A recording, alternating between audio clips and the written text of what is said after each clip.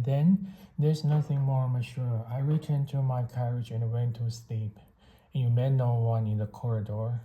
No, monsieur, you did not, for instance, see a lady in a scarlet kimono with dragon on it. Her mild eyes spotted him. No, indeed, monsieur, there was nobody about except the attendant. Everyone was asleep. But you did see the conductor?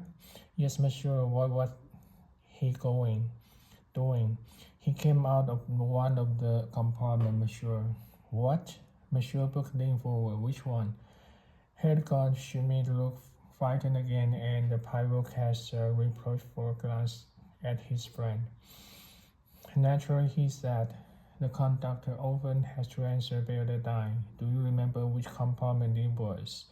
It was about the middle of the coach, monsieur, 2 or 3 doors from Madame la Princess. Oh, tell us, if you please, exactly where this was and what happened.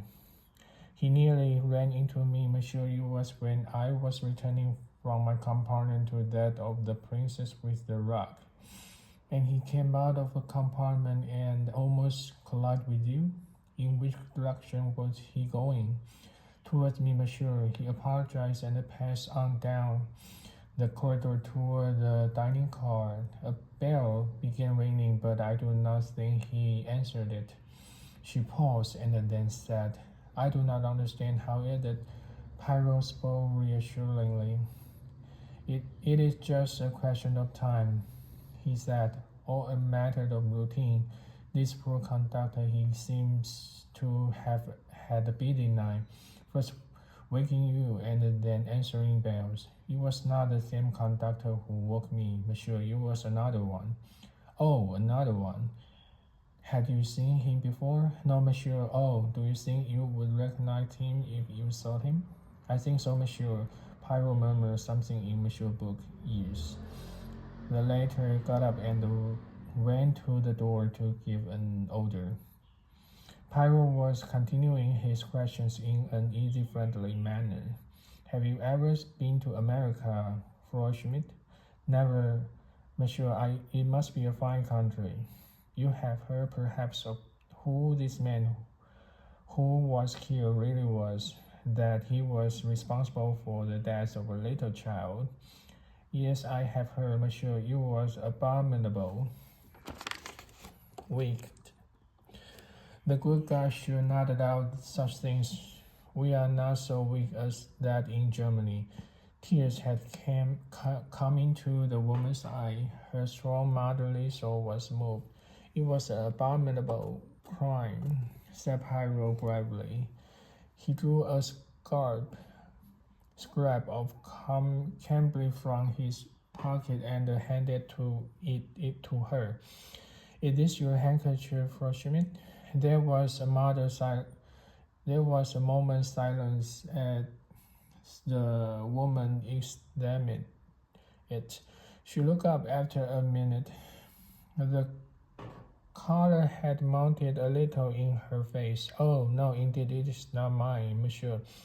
It had the initial H, you see. That is why I thought it was yours. Oh, monsieur, it is a lady's handkerchief.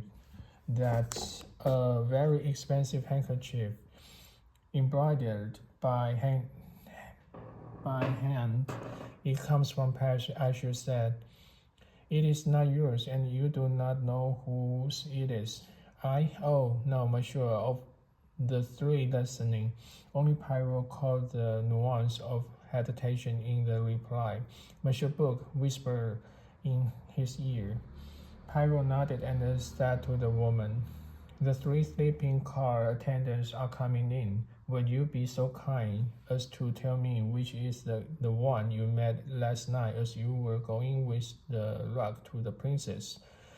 The 3 men entered. Pierre, monsieur, the big blond conductor of the Athens-Paris coach, and the stout burly conductor of the Bucharest one. Hildegard Schmidt looked at them and immediately shook her head. No, monsieur, she said. None of these is the man I saw last night, but these are the only conductor on the train. You must be mistaken. I'm quite sure, monsieur. These are all tall, big men. The one I saw was small and dark. He had a little mustache.